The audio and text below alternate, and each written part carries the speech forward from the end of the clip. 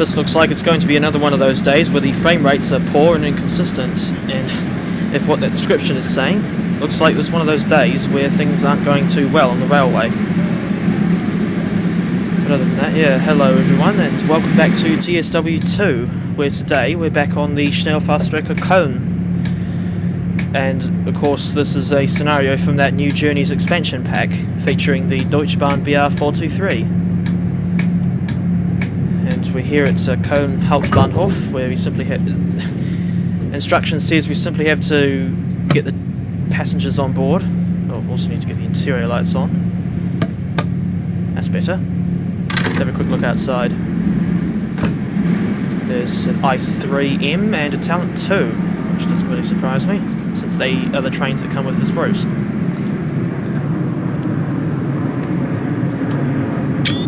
For Unit 12... Actually, I just realised we've only got one unit today. Normally, like the vast majority, well, just about every other time I've driven the 423, it's been two units coupled together. But no, but this time it's slightly different. Just taking unit's number. There we go, we can proceed.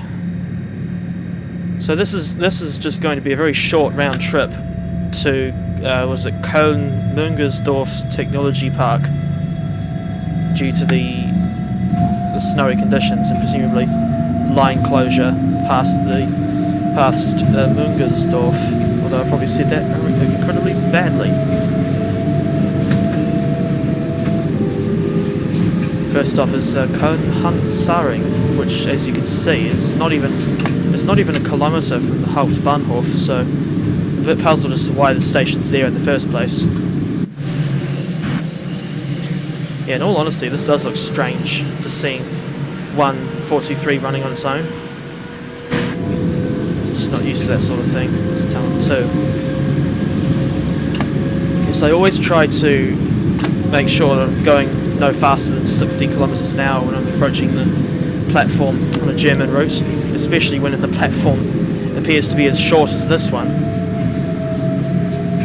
Mind you, the 423 has pretty decent brakes, but even then it still pays to try and get your stopping pattern right, and like braking distances and what have you. Especially since I always try to stop on exactly on the marker, even though that whole action point system, as I said before, is ironically pointless. Hello? What on earth? Since when did ICE trains run on the S-Bahn lines? Either way, I'm getting a screenshot of this.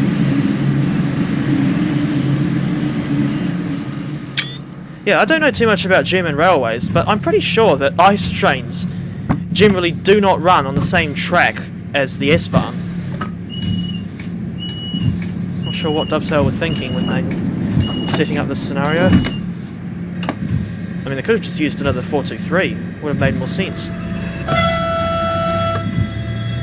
Anyway, the next stop is Köln Ehrenfeld, which is much more of a major station, especially seeing as the RE9 service towards Aachen also stops there. This balcony on this control tower is far too close to the track.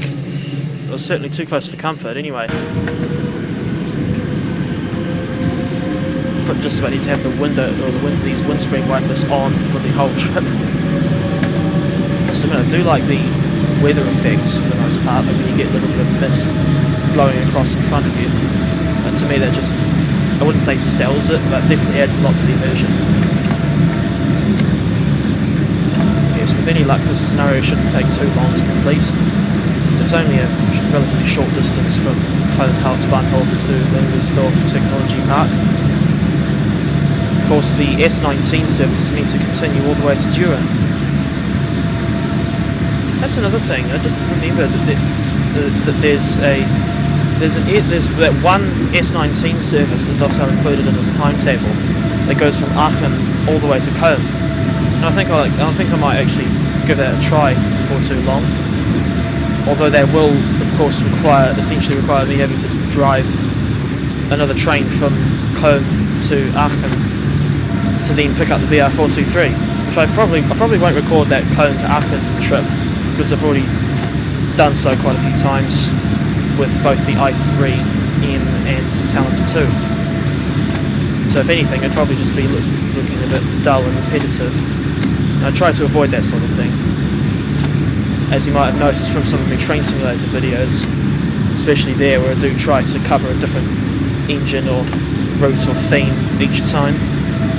The TSW, it's not that much of it. It's a bit of a different story because I've only got 25 routes in this collection, which granted is quite a lot, but in some ways the options for what you can do in TSW are a bit restrictive. Speaking of restrictive, I can barely see the platform ahead of us. Way, I think we're safely. No, I think we're still stopping at the station safely. Too many S's there. So, as some of you might know, I don't script these gameplay videos. This commentary is essentially live to tape, if you will. So there's always bits where I either go off on a nonsensical tangent or suddenly go completely silent, not knowing what to say. I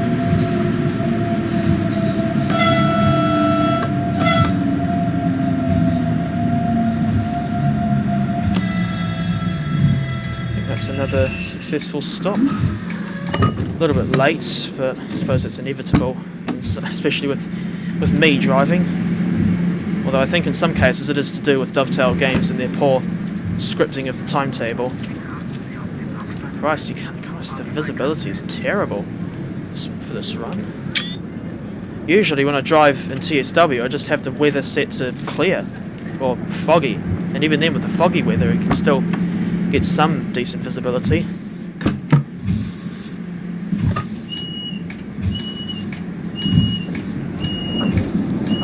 Incidentally, I just got that strange feeling where you feel like you're about to sneeze, only for it to suddenly disappear. Can't imagine. Well, I dare say loads of other people would have had that feeling as well. Anyway, next stop, if we can get there quickly enough, is as you can see there. I don't think I'll try saying that again because I've probably butchered enough place names today as it is. I would have thought that given that this is very snowy and you can't really see that far in front of you, although how would your visibility impact the adhesion?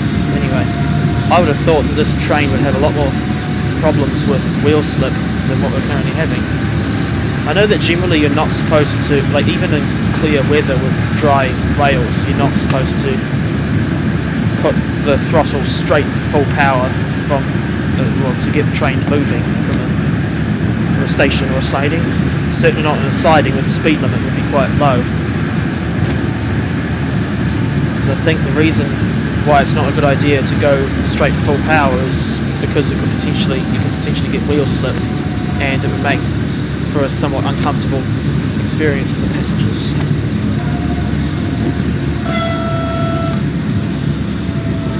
Even though there's that marker there telling me how far I've got to go to the stop marker, or to the stop point, it is still very, I wouldn't say unnerving, but it's certainly quite a challenge when you can't see the platform until you're just about there, as you've just seen.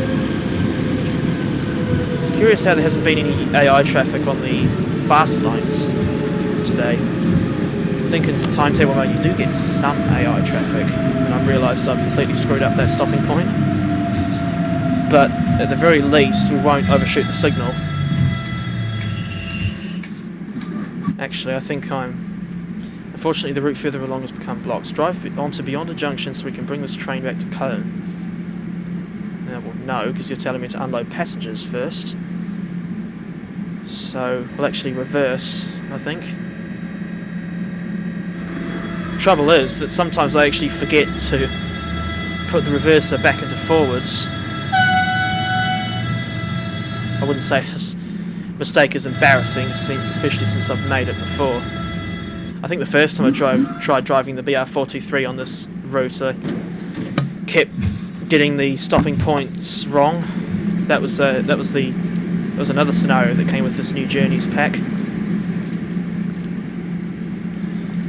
Yeah, I don't know if you noticed it, but I just saw like a little bit of mist blowing across the front of the train. Yeah, there it is again, under the wheels. I know I should be getting on with the job, but just taking a brief moment to look at just how, for the most, dare I say, incredible the graphics of this game can be, especially in dodgy weather like this. Always like how the effects with the rain, although whatever that's meant to be below the windscreen looks rather pixelated. It's not really that much of a good opportunity to get a screenshot here. I think I'll get an interior shot at least. So probably shouldn't hang around for too long. Excuse me. Since we're due back at Köln Hauptbahnhof in 10 minutes. Although I highly doubt we'll make it back there in that time frame. But from what I can tell, what we have to do here at least is go into this, what I think is meant to be some sort of head shunt, change ends, and then go into the other platform and return to the Hauptbahnhof, following the same stopping pattern as we did earlier. I think this shunting maneuver won't go any faster than 40 kilometers an hour. Incidentally, I may have lived here in New Zealand for over 20 years now, and I don't think I've ever seen weather anywhere near as bad as this, even on like the North Island main trunk down the Central Plateau. So in some ways, this has got a sizable, or quite a significant learning experience for me.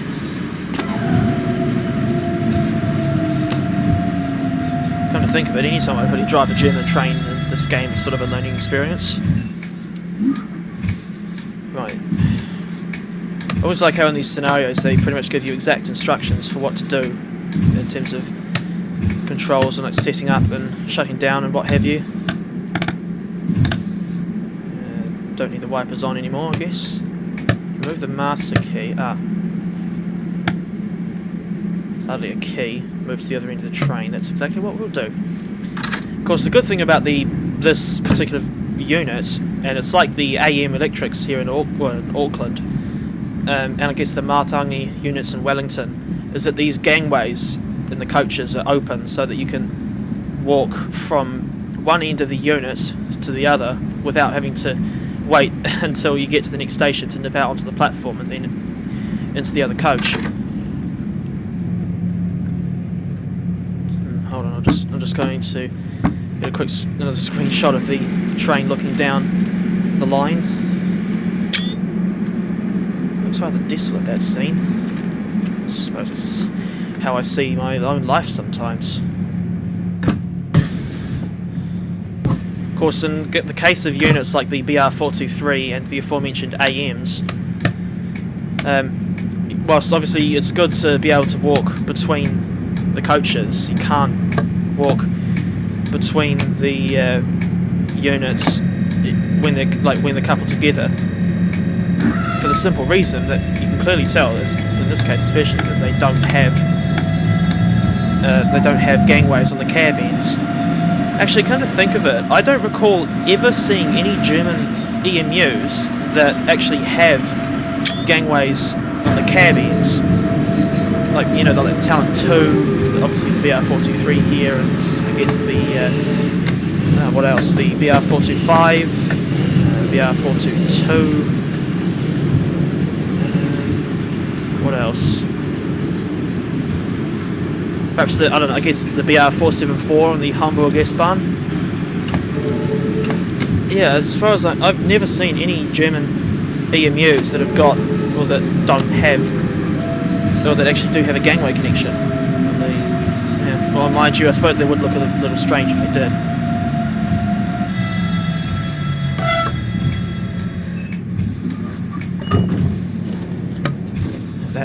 That turnaround didn't take anywhere near as long as I thought it would.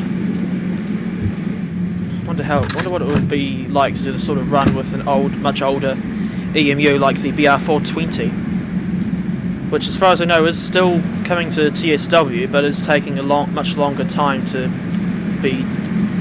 actually get finished than I think we were all expecting.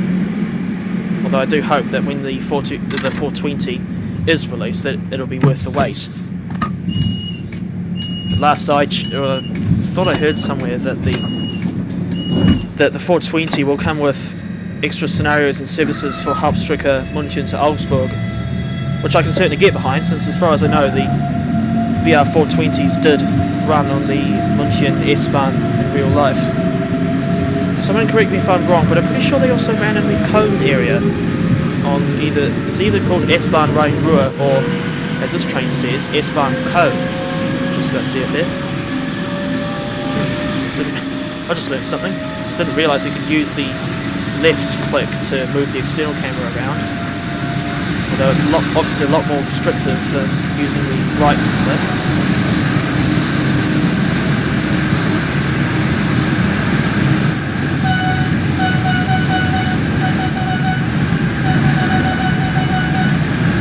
That's another thing I'm not sure on, is how often drivers on the real German trains actually use the horn. I think if I was in one of these situations in real life where I was driving a train and with the fog this thick, I probably would keep blasting the horn as I was approaching the station.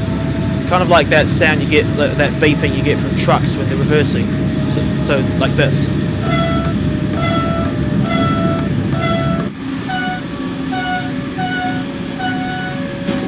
It's a good job this thing's got headlights on a high beam, even though it's not really adding much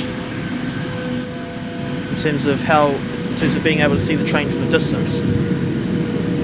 I think in some cases, I think in real life, with headlights on a train or a locomotive, they're not really meant to, I think in daytime at least, they're not really meant to help the driver see the line ahead, because especially if it's clear weather, then they wouldn't need headlights to see the line ahead. I think in daytime at least it is mainly for people to be able to see the oncoming train from a distance. Then at night time, of course, it serves both. It serves both purposes of letting the driver see the track ahead and what I've just been talking about with the people standing trackside. The other thing I've just realised about German train horns is that I wouldn't mind betting that they still use the horn, or the drivers would use the horns when they're approaching a work site. I know that's what they do in the UK, but for all I know, they might not actually do that in Germany. I mean, as I've probably alluded to several times throughout all the times I've driven these sorts of trains, is that I know almost nothing about the operations of German railways and how they go about track maintenance. What I do know is that you've got the main national operator, which is Deutsche Bahn, and then a whole load of smaller private operators. Well, not private operators, but I suppose they would be. But smaller, almost even open access operators. So, like, I think Flix Train is one of them. There's also, what else is there? I'm not sure, but generally, when you think of German train operators, generally Deutsche Bahn is the only one that really comes to mind.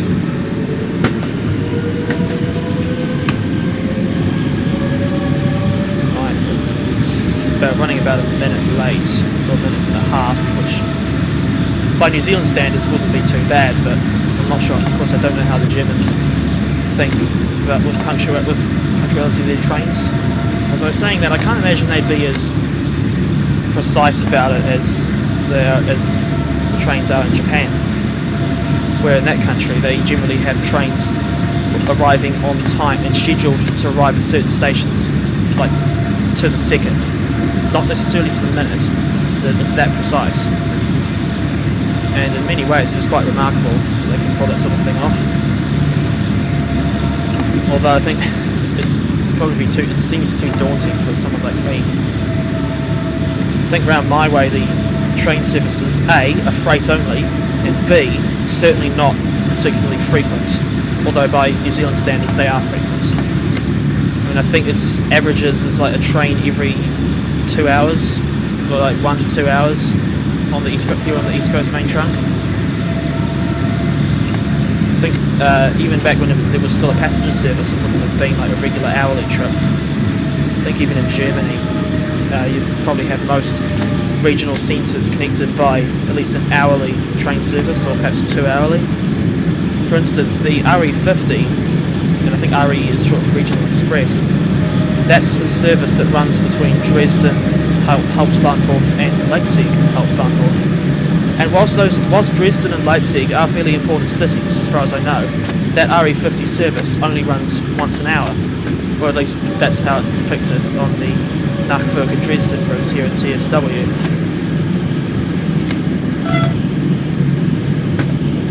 Of course, I just thought in real life you wouldn't have any of these like sort of signal speed indicators and like telling you how far to go until they come into effect.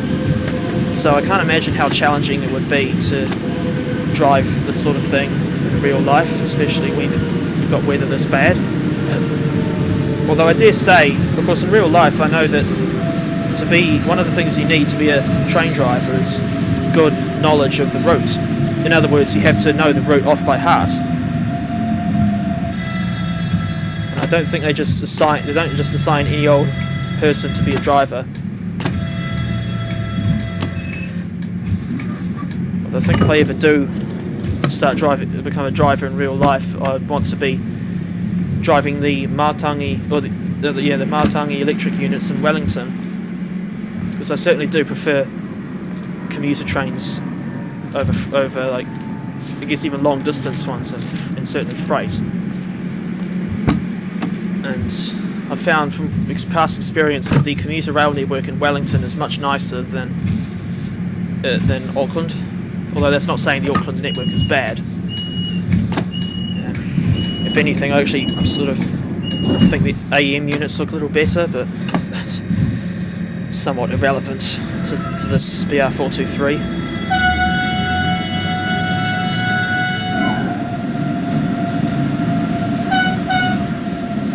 Right, so we're just leaving Köln Hansaring, and that of course means that next it's Köln Hauptbahnhof, which is where we'll end our run for today.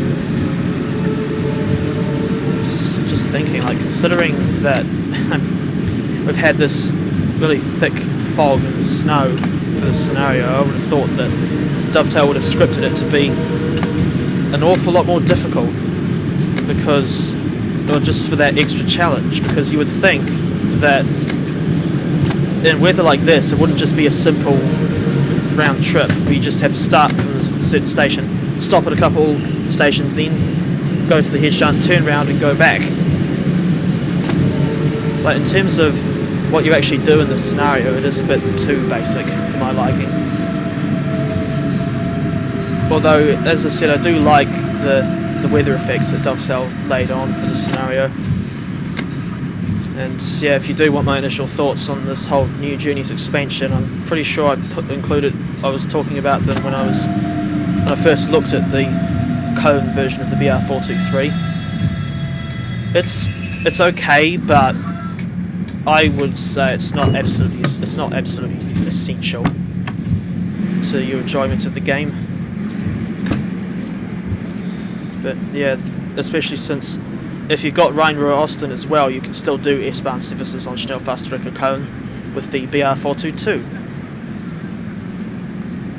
Anyway, this has been my coverage of the reverse change scenario with the Deutsche Bahn BR423 on the Schnellfahrstrecke Köln route.